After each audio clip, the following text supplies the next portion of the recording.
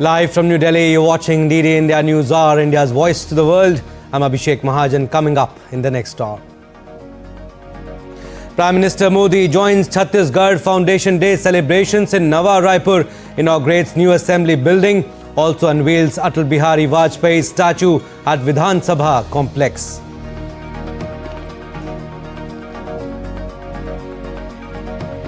Defence Minister Rajnath Singh calls for deeper Indo-Pacific cooperation at ASEAN Defence Ministers Plus meeting in Malaysia.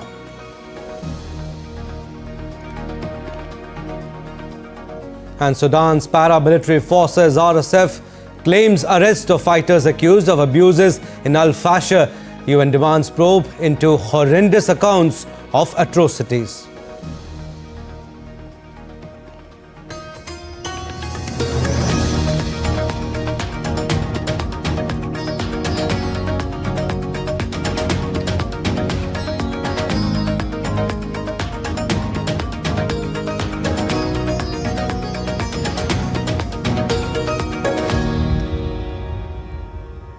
A top story. Prime Minister Modi is in Raipur to participate in 25th Chhattisgarh Statehood Day celebrations. He unveiled the statue of Bharat Ratna former Prime Minister Atal Bihari Vajpayee at the Vidhan Sabha complex. The event marked a moment of immense pride, celebrating Vajpayee's legacy as a statesman, poet and architect of India's modern political era.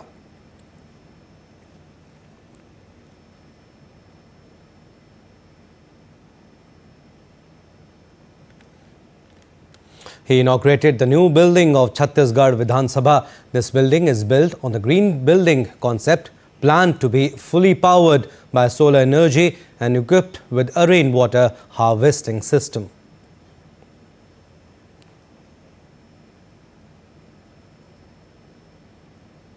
Prime Minister Modi inaugurated Shanti Shikhar of Brahma Kumaris, a modern center for spiritual learning, peace and meditation.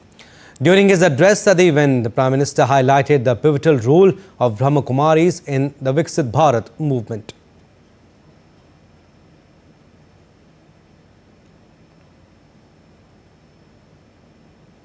आपका पहला संबोधन ही ओम शांति। ओम अर्थात ब्रह्म और संपूर्ण ब्रह्मांड, शांति अर्थात शांति की कामना। और इसलिए ब्रह्मा कुमारी के विचारों का हर किसी के अंतर्मन पर इतना प्रभाव पड़ता है। हमारे यहाँ हर धार्मिक अनुष्ठान जिस उद्घोष के साथ पूरा होता है, वो उद्घोष है विश्व का कल्याण हो। जो उद्घोष है प्राणियों में सद्भाव हो। ऐसी उदार सोच, ऐसा उदार चिंतन, विश्व कल्याण की भावना का आस्था से ऐसा सहज संगम, ये हमारी सभ्यता, हमारी परंपरा का सहज स्वभाव है। And as part of Dil Ki Baat program, Prime Minister interacted with 2,500 children successfully treated of congenital heart diseases in the Gift of Life ceremony at Sri Satya Sai Sanjeevani Hospital in Nawa Raipur.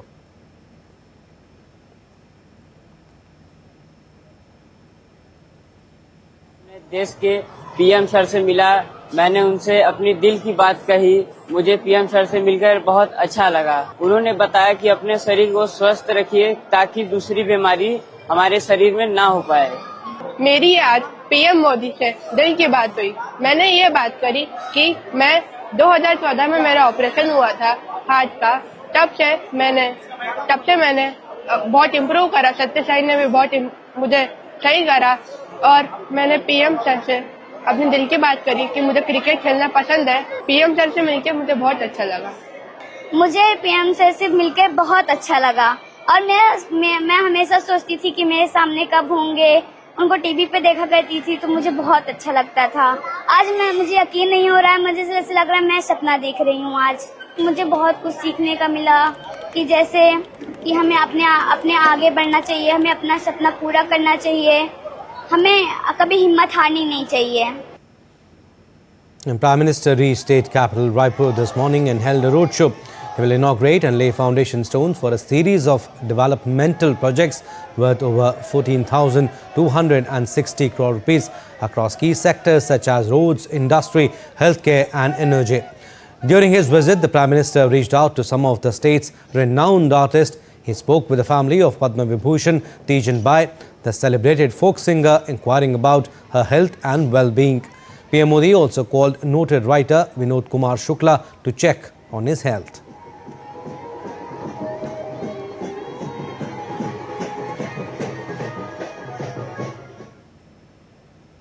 PM Modi will also visit and inaugurate the Shaheed Veer Narayan Singh Memorial and Tribal Freedom Fighters Museum. The museum will preserve and showcase the legacy of courage, sacrifice and patriotism of state's tribal communities.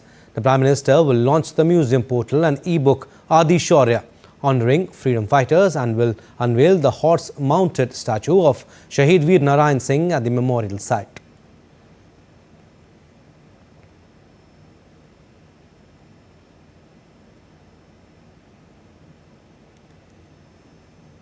All right, DD India Siddharth Bhardwaj joins us on the broadcast for more. He's in Raipur. Hi Siddharth, what's the larger significance of Prime Minister's visit as Chhattisgarh marks its silver jubilee? Hi Abhishek, a very good afternoon to you. And it's a great significance, and Prime Minister Narendra Modi's visit to Chhattisgarh, of course, is of a great significance, and it is coming at a time when Chhattisgarh is celebrating 25 years of its independence, and not just Chhattisgarh, Abhishek. It's a very special day. In fact, Jharkhand and Uttarakhand, they are also celebrating 25 years of their, foundation, and along with that, some other states are also celebrating their foundation day. So it's a very special day today, and Prime Minister's a visit to Chhattisgarh. In fact, it will certainly give a development push to the state of Chhattisgarh. From inaugurating various projects worth rupees 14,000 crore to interacting with children who were successfully treated for heart disease, to actually inaugurating the new Chhattisgarh Legislative Assembly building. To, of course, various other projects. This is a very, very significant project visit by Prime Minister Narendra Modi. And it certainly goes on to show that how in the past 25 years, the state has progressed. The state which was once affected by the Naxalites, the Naxalism, is now actually on a verge wherein the Naxalism is, about to get ended. As Honorable Home Minister Amit Shah has also said, that by 2026 March, Naxalism from the state of Chhattisgarh will be completely uprooted. Government has a clear policy. Either you surrender or you face the wrath of our armed forces. So that's a clear policy that the government has displayed. And, as a result, many Naxals have also surrendered in the past few weeks, Abhishek. And there are many more Naxals who are surrendering as well. So that's a clear policy by the government. And people here in the state are really, really happy. Abhishek, because of this, they are saying that it's a new phase, it's a new dawn for Chhattisgarh, and this is because of the visionary leadership of Prime Minister Narendra Modi, because uprooting Naxalism has been the top priority of the government, and the government is doing what it has promised. So people here in Chhattisgarh are really, really excited, really, really happy on Prime Minister Narendra Modi's visit to Chhattisgarh. Abhishek, back to you. Absolutely, Siddharth, like you said, Chhattisgarh seems to be entering a new phase in its fight against Naxalism. But Siddharth, you were there when Prime Minister met children who have recovered from congenital heart diseases. What was that interaction like, and how did the children respond after meeting him? Oh, absolutely amazing. I was there, and it was a heartwarming interaction between Prime Minister Narendra Modi and these little children who aspire to become doctors when they grow up. And in fact, when Prime Minister Narendra Modi was interacting with these little kids, they were so happy.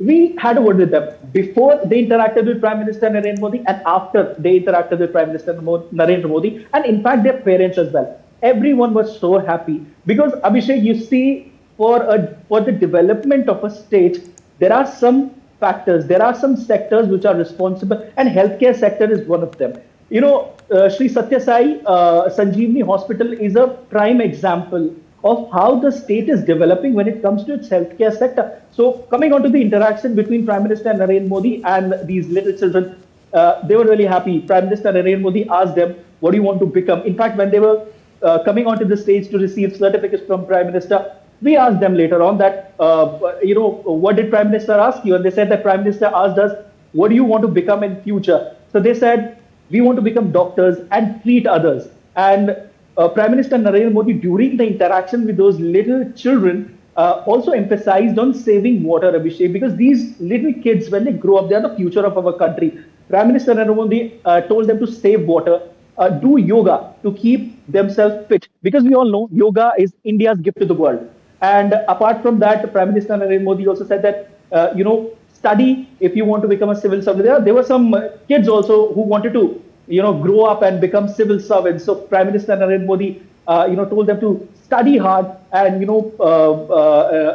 become civil servants and, rise and shine in the global map. So that's how that it shows certainly, Abhishek, that how much committed Prime Minister Narendra Modi when it comes to building children's future, and also he also focuses on what the youth is doing, also his dedication. So that clearly goes on to show. And we also had a word with the parents of those children. They were saying that under Prime Minister Narendra Modi's leadership and his vision is absolutely amazing. And they were not believing at a point in time that their child would survive. But because of that hospital, because of the healthcare facilities in the state under Prime Minister Narendra Modi, they said that they are very, very happy. Their child is now living a normal life.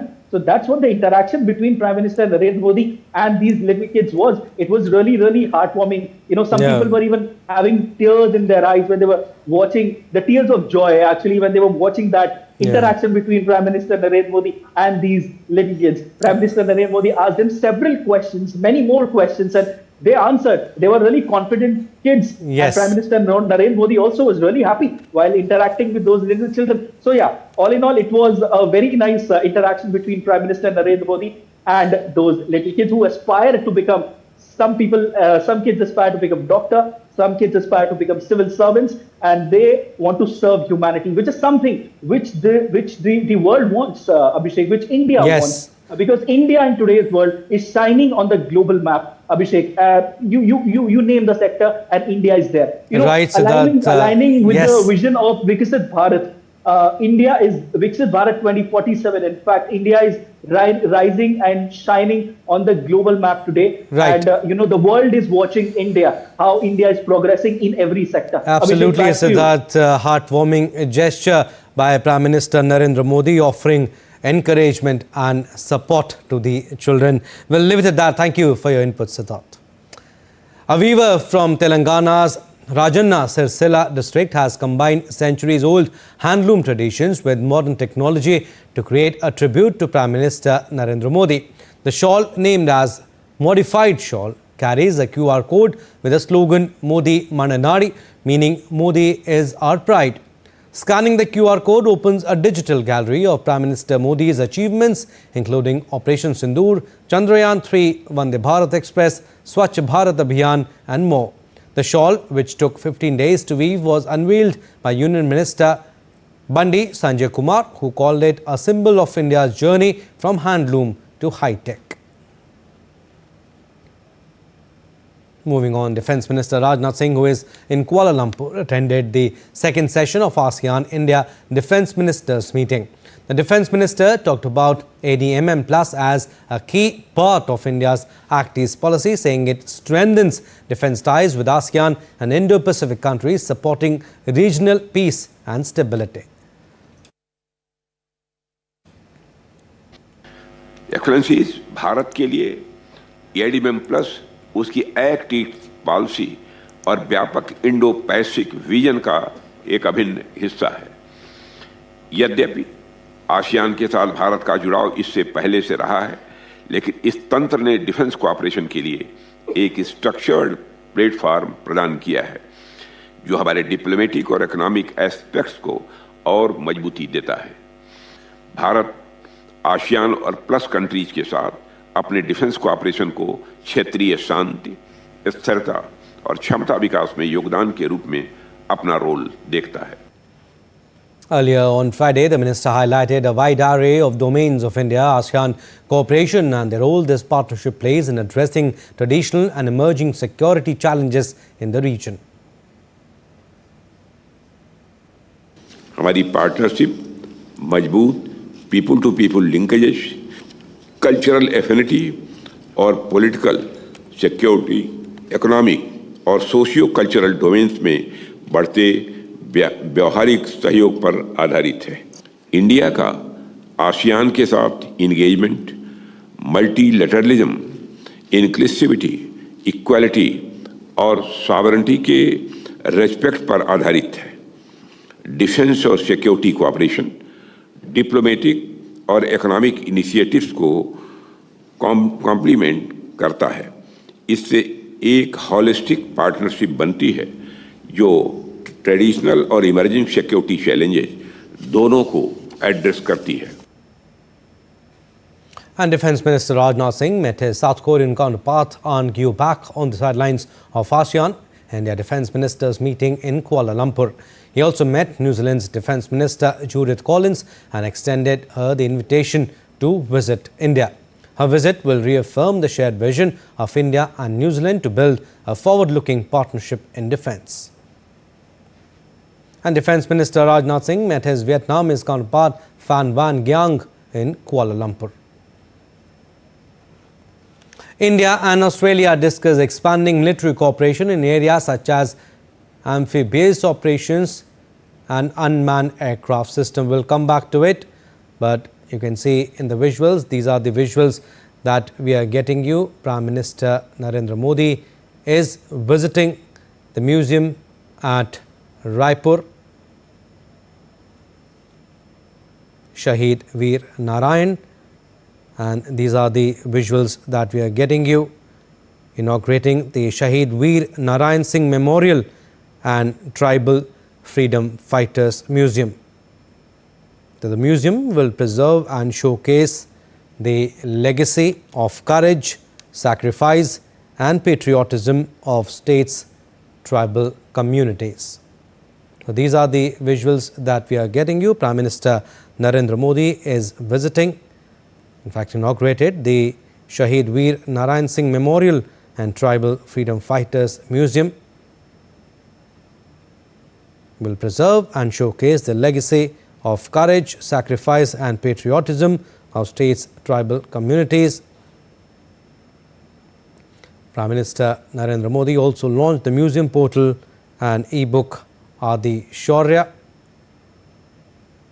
honouring the freedom fighters, and also unveiled the horse-mounted statue of Shahid Veer Narayan Singh at the memorial site.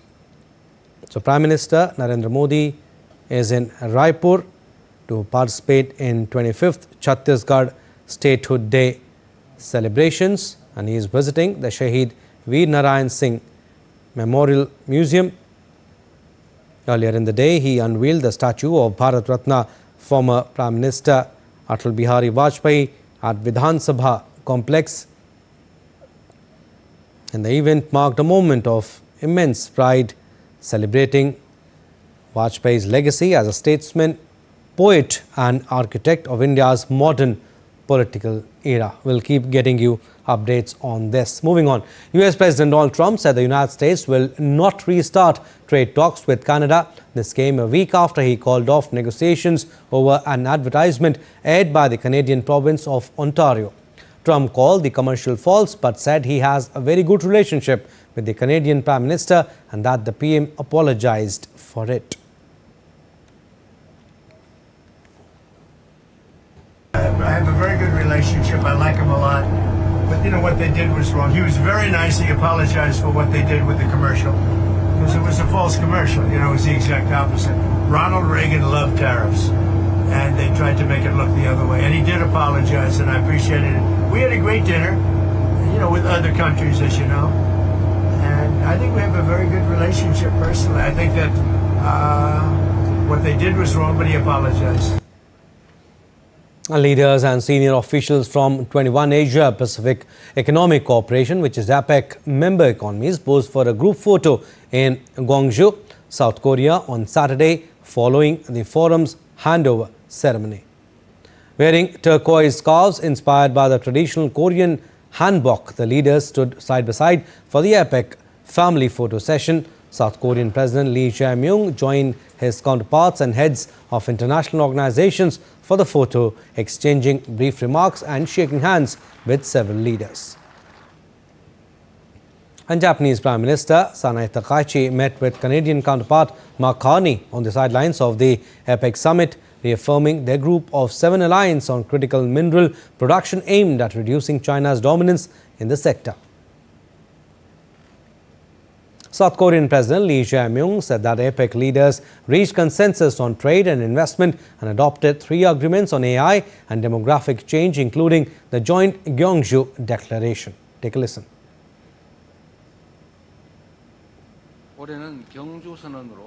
This year, through Gyeongju Declaration, we restored cooperation among APEC members and broadened APEC's horizon as a platform to tackle humanity's shared challenges by launching the AI initiative and the APEC joint framework for responding to demographic change. Also, Canadian Prime Minister Mark Carney met Chinese President Xi Jinping on the sidelines of the 2025 APEC summit in Gyeongju, South Korea, calling the talks a turning point in Canada-China relations. The meeting, part of Carney's Asia tour to strengthen trade and security ties and reduce U.S. dependence, addressed sensitive issues like foreign interference and opened a path to tackle ongoing challenges.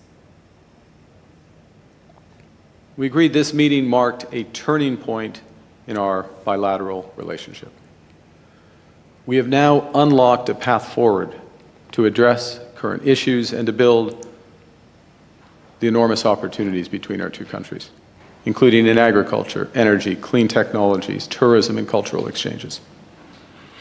And President Donald Trump on Friday described his recent meeting with Chinese President Xi Jinping as incredible, emphasizing the positive impact on American farmers.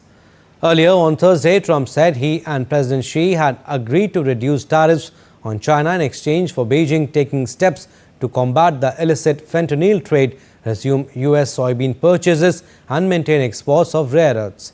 U.S. Treasury Secretary Scott Bessent later detailed that China would purchase 12 million metric tons of U.S. soybeans through January and 25 million tons annually over the next 3 years. President Trump expressed optimism about the deal, saying it would benefit U.S. farmers. The deal with China is going to be wonderful. I think it's going to be long-lasting. I got really along with President Xi very well, as you saw. You were there. Many of you were there. And I think it's great. I think it's great. Now, Sudan's paramilitary Rapid Support Forces said they had arrested several fighters accused of abuses during the capture of Al-Fasher. At war with the army since April 2023, the RSF seized Al-Fasher on Sunday, dislodging the army's last stronghold in the western Darfur region after an 18-month siege marked by bombardment and starvation. The RSF released footage appearing to show Abu Lulu behind bars in what they claim to be a North Darfur prison. It pledged to ensure military discipline during wartime and promised a fair trial for those detained. On Friday, the United Nations voiced alarm at emerging details of executions, gang rapes and abductions in Al-Fasher. The UN said the death toll could reach the hundreds, while army allies have accused the RSF of killing over 2,000 civilians. Also, UN warned that the bloodshed was spreading beyond Darfur, with atrocities reported in the neighboring Kordofan region. Al-Fasher's fall to the RSF gave it full control over all 5 state capitals in Darfur, effectively splitting Sudan along an east-west axis. The paramilitaries have established a self-declared rival government in Darfur. The army holds Sudan's northeast and center.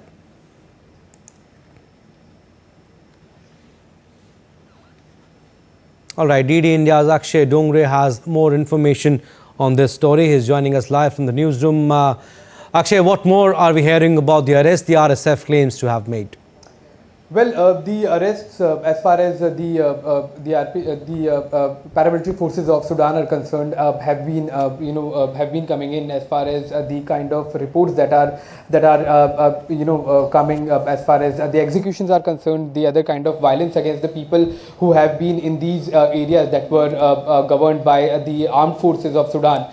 The Sudanese armed forces, and in this sort of civil war between the two forces, now the regions that are being captured by the paramilitary once again, they are also targeting the civilian population. Many of them are doing it on purpose. Many of this is, as far as the deaths are concerned, they have also taken place when people are getting stuck in the middle of the conflict. So the situation remains complicated. As far as the world reports are concerned, the situation has become so bad that even the satellite imagery at Yale has captured the conflict going on at a large scale. That includes, the sort of bodies that have been piled up, the reddened streets in Sudan, especially in major cities like Al-Fashar that are recently captured, and the kind of execution that is taking place is taking place unilaterally. From action is being taken against the people who were there, many of them innocent, and that probably has raised the alarm of the kind of vengeance that is being taken by the paramilitary forces on suspicion of these people supporting the armed forces. So the world community and the silence that has been there about the Sudan war has been there since April 2023, when the conflict has escalated between the two rival factions in the country. But even after 2 years and after over 100,000 deaths, the situation is far from over. The situation is in fact deteriorating with the paramilitary forces getting support from their aligned Arab nations, and the armed forces are sort of losing ground because of the kind of funding that the paramilitary is receiving, and their leaders moving more and more on the way of capturing the entire country. Akshay, also, what does the fall of Al-Fashar mean for Sudan, and how's the Sudanese army responding after losing Al-Fashar? Does this mark a major shift in the balance of power? Well, absolutely, Abhishek. Naturally, if one side loses, swaths of land, so many people, their armed equipments and everything, then there is clearly a shift of balance of power as far as the country is concerned, and the RPF is slowly and steadily moving towards capturing the entire country. Now, that also is because of the kind of support that the RPF and the paramilitary forces in general is getting support from the Arab nations, especially the UAE. And the other side virtually has no backing coming in at this point in time. Yes, in all, in total, the balance of power is shifting quite rapidly against the Sudanese armed forces. All right, Akshay, we'll leave it at that. Thank you for getting us the latest on this story. Still to come on this edition of DD India News Hour. The High Commission of India in London hosts a special welcome reception for Indian students arriving in the UK for the September intake.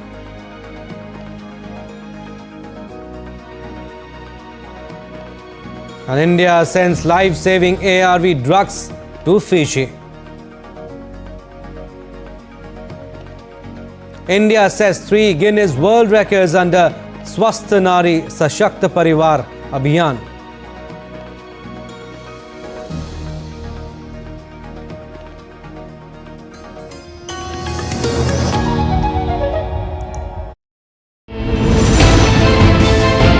Geopolitics and trade deals.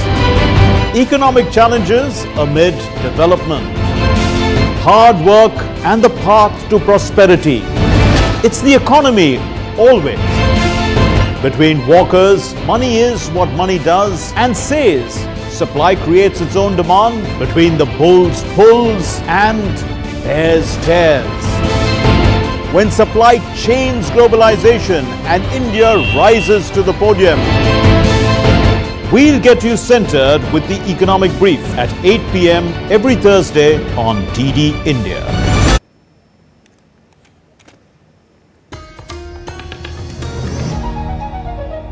Welcome back. You're watching DD India News Hour. I'm Abhishek Mahajan. Recap of our top stories. Prime Minister Modi joins Chhattisgarh Foundation Day celebrations in Nawa Raipur, inaugurates new assembly building, also unveils Atal Bihari Vajpayee statue at the Vidhan Sabha complex. Defence Minister Rajnath Singh calls for deeper Indo-Pacific cooperation at ASEAN Defence Ministers Plus meeting in Malaysia.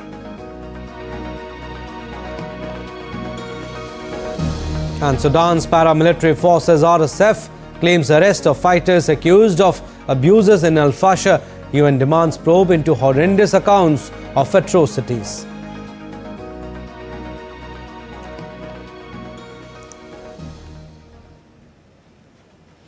All right, in an unfortunate incident, at least 9 dead in a stampede in Sri Venkateshwara temple at Kashibugga in Srikakulam district, Andhra Pradesh. Several others injured have been taken to nearby hospital.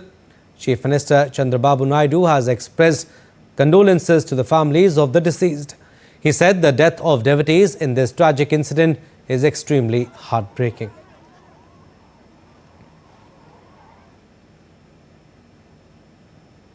Prime Minister Modi expressed grief on the incident.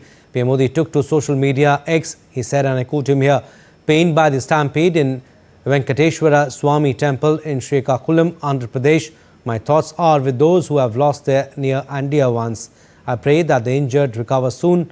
An ex gratia of ₹2 lakh each from Prime Minister's National Relief Fund would be given to the next of kin of those who lost their lives. The injured would be given ₹50,000. Unquote.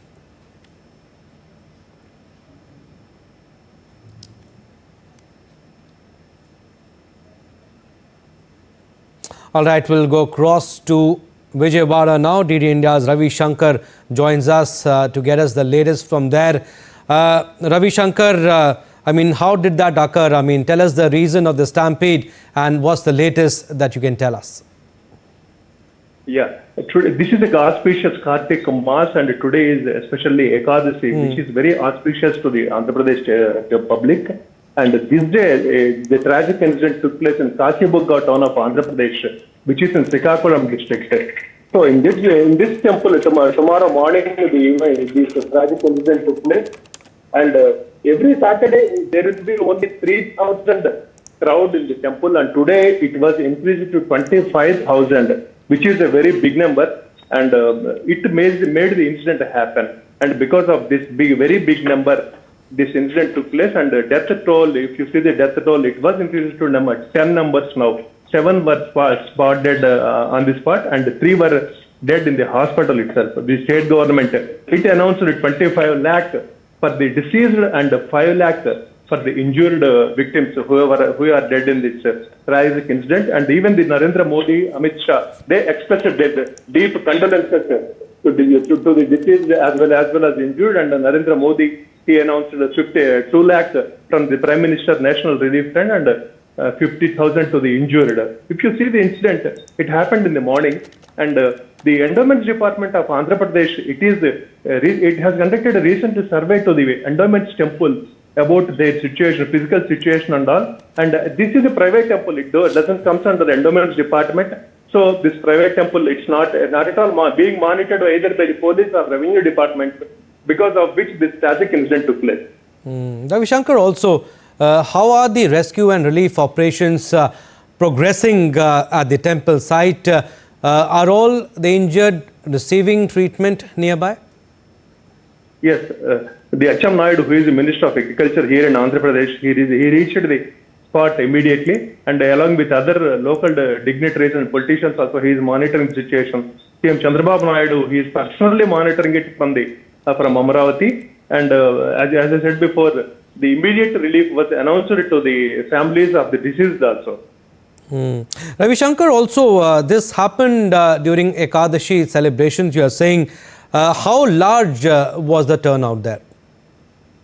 Yeah, usually as that is a private temple conducted by, it was constructed by Mr. Hari Mukunda Panda. He has constructed his temple here along with his own funds.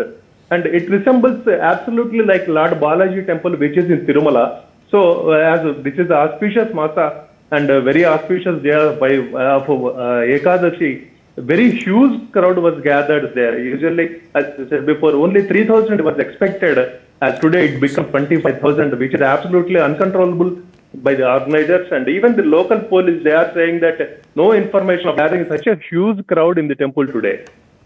All right, Ravi Shankar, thank you for the time being, but yes, we'll keep taking updates from you. Moving on, the High Commission of India in London recently hosted a special welcome reception for Indian students arriving in the UK for the September intake. Designed to ease the challenges of settling abroad for higher education, the event served as a reassuring gesture, reminding students that they are not alone and that a strong support network awaits them. DD India's Shrija Bhattacharya reports.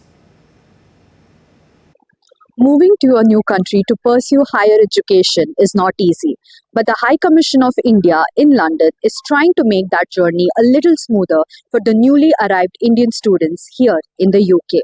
At a special welcome reception, students were able to connect with their peers, meet with their seniors, and also enjoy a special cultural program, all aimed at building community and helping them grow both academically and personally. Hundreds of students registered for the welcome reception hosted at India House, the Indian Embassy in London, queuing up, eager to gain insights and forge connections with fellow students and professionals. And I'm very excited to be at the welcome reception for Indian students because it is so interesting to meet fellow students from the Indian diaspora. The evening began with a video montage highlighting the universities visited by His Excellency Vikram Doraiswamy, High Commissioner of India to the UK, as part of his outreach to Indian students. He also shared thoughtful advice with the newly arrived cohort. So you will have communities that will help you settle and integrate. Staying connected with them is also important. It is a value at least in extremists. The reception featured a diverse panel of speakers, including entrepreneurs, bankers, and doctors, who offered practical guidance on managing finances, opening bank accounts, maintaining physical and mental well-being, and navigating cultural transitions. Entertainment and fun were woven into the evening, with stand-up comedian Ahir Shah performing a stand-up routine, followed by vibrant cultural performances from members of the Indian diaspora. As the new academic year begins, the High Commission's initiative stands as a reminder that every Indian student's journey abroad is not just about education, but also about finding that connection, support, and a sense of home away from home. This is Shrija Bhattacharya in London for DD India. Moving on, India has dispatched a consignment of antiretroviral drugs to Fiji, reaffirming its commitment to strengthening health partnerships with nations in the Global South. The supply aims to support Fiji's public health initiatives and humanitarian efforts, reflecting India's continued role as a reliable partner in promoting healthcare cooperation and solidarity among developing countries.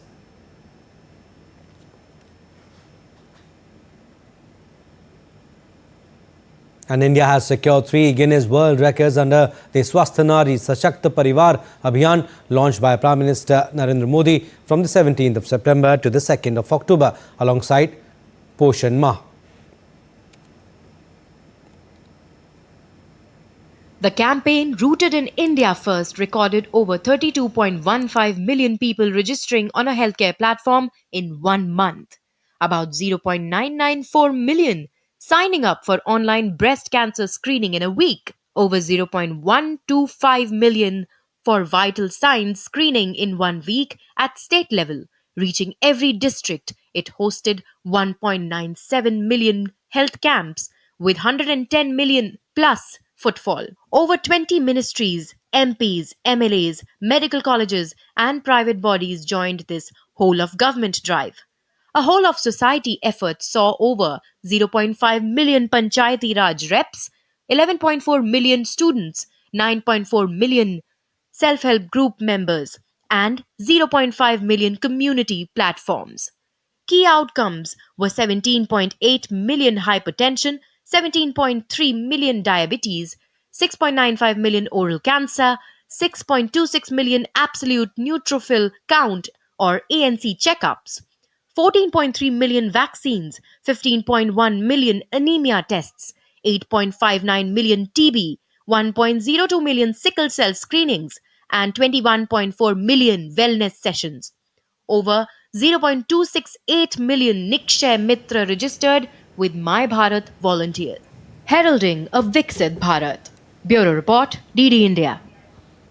And US President said that Christianity faces an existential threat in Nigeria, and he was adding the West African nation to a State Department watch list for countries of particular concern. Trump's comments come as Al-Qaeda-linked terrorist group JNIM has claimed responsibility for an attack that killed a soldier in central Nigeria this week, its first known attack in the country. Nigeria is battling an Islamist insurgency led by Boko Haram, an Islamic State West Africa province that has killed tens of thousands and displaced more than 2 million more. The U.S. Secretary of State Marco Rubio hosted Bolivia's recently elected President Rodrigo Paz at State Department. Paz is raising cautious hopes that a more market-friendly leader could pave the way for international investment in country's ample lithium reserves after years of false starts under 2 decades of socialist rule. Bolivia holds the world's largest resources of the ultra-light metal used in electric vehicle batteries, but development has been hamstrung by political opposition and a law mandating state control of the sector that has chilled broad investor interest. Lithium companies will carefully watch Paz's first moves once he takes office on November 8.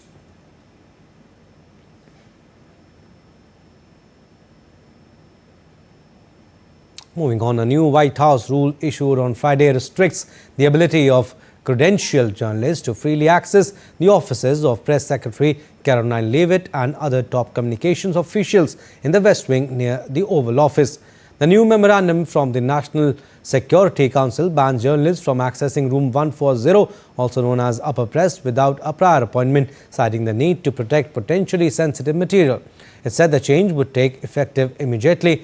The White House move follows restrictions put in place earlier this month for reporters at the Department of Defense, a move that prompted dozens of journalists to vacate their offices in the Pentagon and return their credentials. The National Security Council said the change was made to protect sensitive material now being routinely handled by White House communications officials as a result of changes to the Council. Shifting focus now, Dutch centrist leader Rob Jetten on Friday claimed victory in a knife-edge election over far-right head Geert Wilders, saying his surprise success showed populist movements could be beaten in Europe. The 38-year-old head of D66 centrist party is now on track to become the youngest and first openly gay Prime Minister of European Union's 5th largest economy. With far-right parties on the march in France, Germany and Britain, the Dutch vote was seen as a bellwether for the strength of populists in Europe. Postal votes are already being counted in The Hague, but that result will not be announced before Monday evening at the earliest.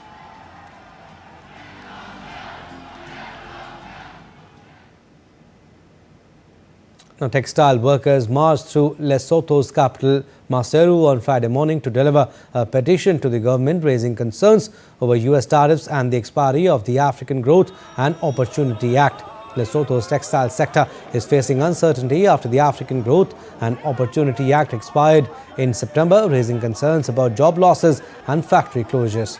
AGOA had given African countries preferential access to US markets, with Lesotho's trade totaling $276 million in 2024. Earlier this year, Lesotho faced a 50% tariff on US exports, later reduced to 15% in July. Protest leader Sam Mokhele warned about the ripple effect of the textile sector's decline on the economy. Once the textile employees are affected negatively, the street vendors are affected, the retail sectors, different sectors have been affected. The transport sectors, though the people that are making earning or living by renting the houses, if the workers are not there, they're going to suffer. The economy is going to collapse.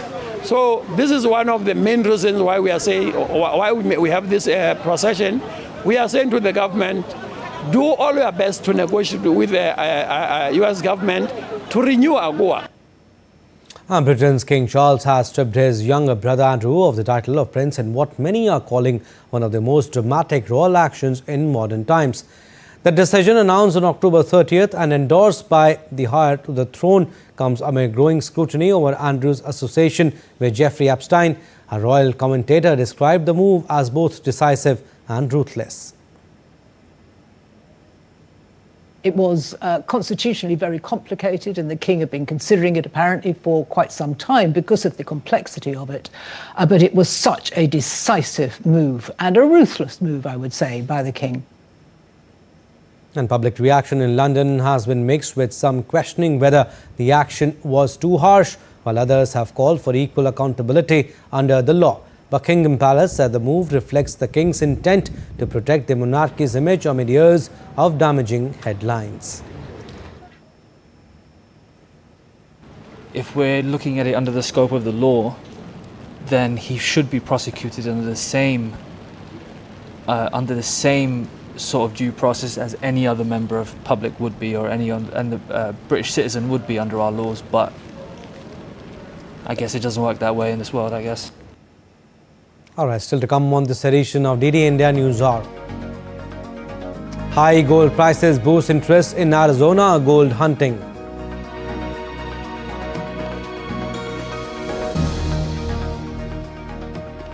Updates on Sri Lankan economy as inflation rises to 2.1%.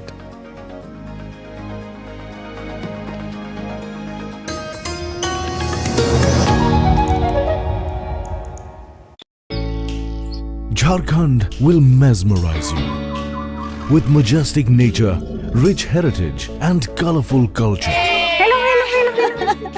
Johar. It fits perfectly. Thank you. Full workout ho gaya. Ready?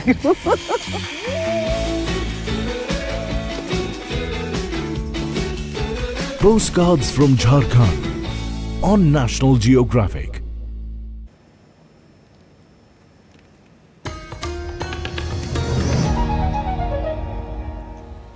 Welcome back. You're watching DD India News Hour. I'm Abhishek Mahajan. Business updates now. Gold prices have soared nearly 52% in 2025, hitting an all-time peak of $4,381.21 per ounce on October 20th. The surge is driven by global geopolitical tensions, economic uncertainty and steady central bank purchases. In Arizona, the excitement over gold prospecting has also intensified. Locals and tourists alike are using metal detectors and mining gear to hunt for flecks of gold. At Goldfield Ghost Town, a restored 1890s mining settlement near Superstition Mountain, visitors pan for gold and explore mock mines. A guide at the site narrates the region's rich gold mining history. Mining has a very rich history here in Arizona. As a matter of fact, most of the people that were coming out here at the time, and the reason our town even exists, is because of that gold rush, that were the classic boom to bust story. People come out here every single year prospecting and hunting, usually hoping for a piece of that lost Dutchman gold, as it's our most famous story around, and people are searching for it to this very day. Sri Lanka's inflation rose slightly in October, climbing to 2.1% year-on-year in October 2025. Data from the Colombo Consumer Price Index showed headline inflation continuing its gradual move towards the central bank's target range, up from 1.5% last month. Core inflation, which excludes volatile food and energy items, edged up to 2.2% from 2.0% in September, indicating mild underlying price pressures. The central bank expects inflation to gradually accelerate towards its 5% target in the coming months, supported by continued policy measures aimed at maintaining economic stability. Sports updates now. We'll start with cricket. India batsman Shreyas Iyer has been discharged from a hospital in Sydney after treatment for a spleen injury which he suffered during the third one-day international against Australia. Iyer was injured last week while taking a catch to dismiss Alex Carey. He clashed his side and grimaced in pain after tumbling to the turf. The Indian Cricket Board (BCCI) said in a statement that its medical team, along with specialists in Sydney and India, are pleased with his recovery and he has been discharged from the hospital. The 30-year-old batter underwent a minor procedure to arrest internal bleeding. Iyer will remain in Sydney for follow-up consultations and return home once cleared to fly. Tennis now. Indian tennis icon Rohan Bopanna has retired from professional tennis, ending a remarkable 2-decade-long career. The 45-year-old had an ordinary 2025 season, losing in the opening round of men's doubles in 3 Grand Slam tournaments this year, except the French Open, where he made the third round. Bopanna enjoyed a remarkable 2023-24 seasons, which was marked by multiple finals, Masters titles and Grand Slam achievements. The icing on the cake was reclaiming the world #1 doubles ranking with Aussie Matthew Ebden. Bopanna has won 26 ATP doubles titles and his Grand Slam record includes 3 men's doubles finals and 3 mixed doubles finals, while winning the 2024 Australian Open and 2017 French Open. Chess now. FIDE Chess World Cup is being held in Goa after India had become the central pillar in the global structure of our sport. The tournament opened in grand style at the Dr. Shyama Prasad Mukherjee Indoor Stadium in Goa as dignitaries, players and guests gathered for a dazzling ceremony, blending culture, sport and symbolism. As many as 206 top chess players from 80 countries participating in the tournament. World champion D. Dukesh enters as a top seed, leading a strong 24-member Indian contingent. Arjun Ergesi and R. Pragyananda are seeded second and third respectively. The tournament includes wildcard entry Divya Deshmukh representing India. And India's Unnati Huda has advanced to the semi-finals of Hilo Open Super Badminton Tournament after a commanding win over 4th seed Xiang Thi Lin in Germany. Unnati displayed composure to defeat her opponent 22-20, 21-13 in the quarterfinals. The victory also helped 17-year-old avenge her loss to the same opponent at Malaysia Masters earlier this year. It was a mixed day for Indian shuttlers. While Unnati's win brought cheer, it was a disappointing day for men's singles contingent. Lakshya Sen, Ayush Shetty and Kiran George all bowed out after hard-fought quarter-final losses. And world #2 Yannick Sinner has set up a semi-final clash with reigning champion Alexander Zverev at the Paris Masters on Saturday. The Italian took a step closer to reclaiming the world #1 ranking with a comfortable victory over Ben Shelton in the quarters. Sinner hopes to take advantage of rival Carlos Alcaraz's shock second-round loss to Cameron Norrie, extending his winning streak to 24 successive matches on indoor hard courts. Sinner will usurp Alcaraz at the top of the rankings if he wins the title. The 24-year-old targets his 5th title of the season after clinching the Vienna Open trophy, the Australian Open, Wimbledon and China Open earlier in the year. The Turkish Football Federation has suspended 149 referees and assistant referees after an investigation found that they were betting on football matches. The Federation's disciplinary board imposed bans ranging from 8 to 12 months on 149 officials for involvement in betting activity, while investigations into 3 others are still underway. The Federation published the names on its website and said penalties were determined by considering the severity of the act. Turkish Football Federation President Ibrahim said that the probe, based on data from state institutions, revealed that 371 out of 571 active referees in Turkey's professional leagues had betting accounts and 152 of them were actively gambling. Now, Real Madrid striker Kylian Mbappe has received the Golden Boot for top goal scorer in Spanish League La Liga last season. The Real Madrid striker capped off an exceptional campaign, outscoring his rivals with a tally of 31 goals in 34 games during 2024-25 season of the Spanish League. Mbappe is the 3rd Real Madrid player to receive the prestigious award, following Cristiano Ronaldo and Hugo Sanchez. The Golden Boot award holds special meaning for Mbappe as he achieves it in his first full season with Real Madrid.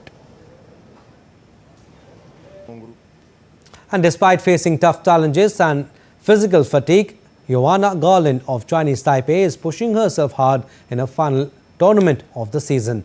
Speaking to DD India's Ritesh Ranjan, she said that she is competing without her coach and has had to return to the court even after long, exhausting matches.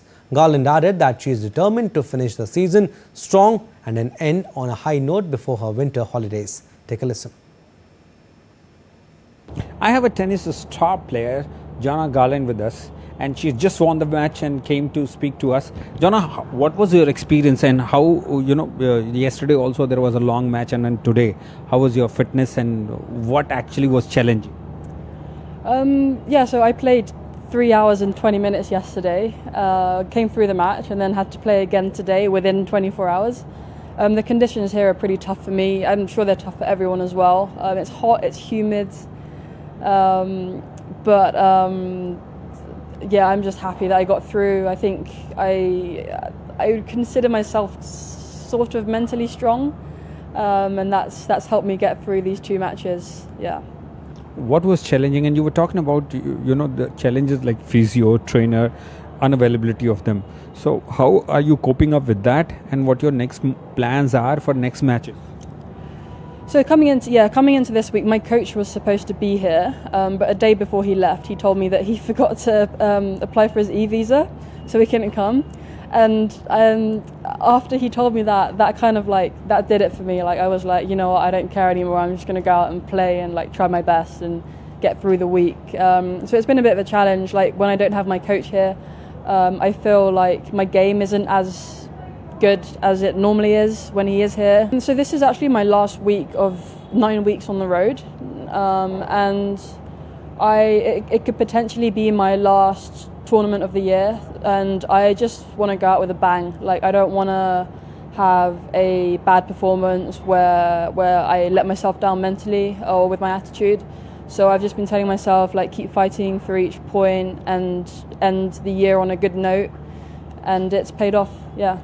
Before going to for holidays, she wants to bank, and that is what has kept her going even after facing all these odds. With camera person Surya, Ritesh Ranjan, DD India. And that's all we have in this edition of DD India News Hour. But do let us know your thoughts on the news of the day. For those on the go, you can get all the latest news and updates from India and across the world on DD India mobile app. The app is available on both Android and iOS platforms. Scan the QR code on the screen to download. We'll be back with more news as it breaks here on DD India. I'm Abhishek Mahajan. From all of us here in Delhi, thanks for watching DD India News Hour.